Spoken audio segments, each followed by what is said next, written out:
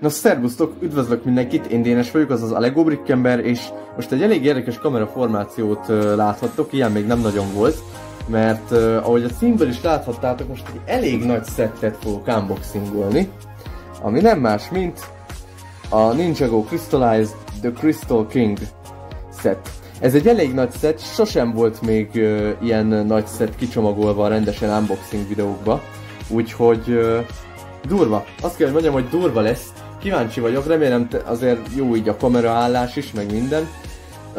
Nekem egy kicsit kényelmetlen így hozzáférni mondjuk így rendesen a dobozhoz, meg minden, de ezt most hagyjuk. Meg azért remélem, hogy rendesen hallotok, mert most kicsit máshogy van a kamera is ebből kifolyólag, de nem gond. Azért remélem tényleg hallotok. Szóval igen, elég nagy a doboza is, meg minden, és szerintem akkor nem is habozom tovább a szót, kezdjünk is bele. Ugye van itt Lloyd, Harumi, meg minden van, ez is egy elég jó szett egyébként, de akkor bontsuk is ki, én azt mondom. Várj, nem így látjátok most, hogy éppen most csomagolom ki. Na, pont az egy első csomagot húztam ki legelőször. Van itt egy 4-es csomagunk, ebben nincs is olyan sok minden. Van egy 6-os, jó ég, 6-os csomag van ebben is. Van egy 5-ös csomag, hát nyilvánvalóan, hogyha van 6-os, akkor van 5-ös is. Van egy 7-es csomag is, úristen.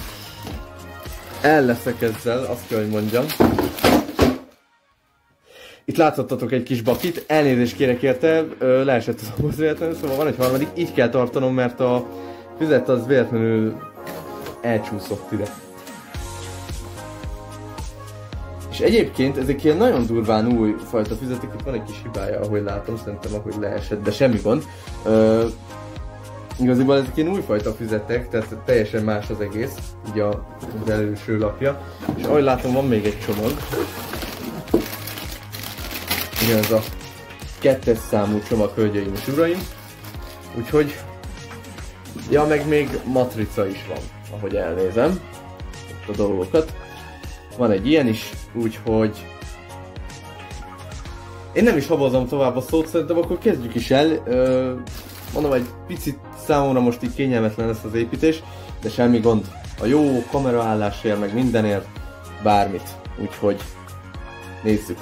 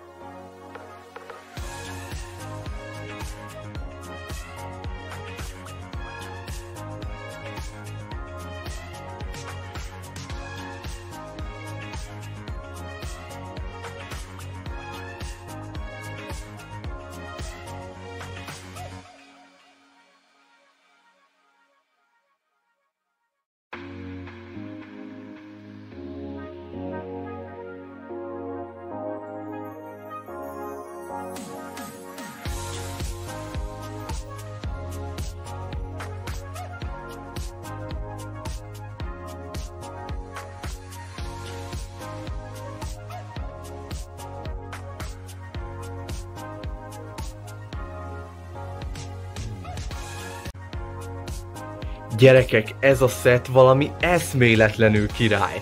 Tehát tényleg, ahogy kinéz, még sokkal jobban is néz ki, mint felvételen vagy ott a dobozon. Hát nagyon-nagyon menő néz ki. Wow! Nekem ez nagyon-nagyon tetszik ez a szett. Úgyhogy most nem a bemutatás lesz, tehát most én nem fogom részletesen bemutatni az egészet.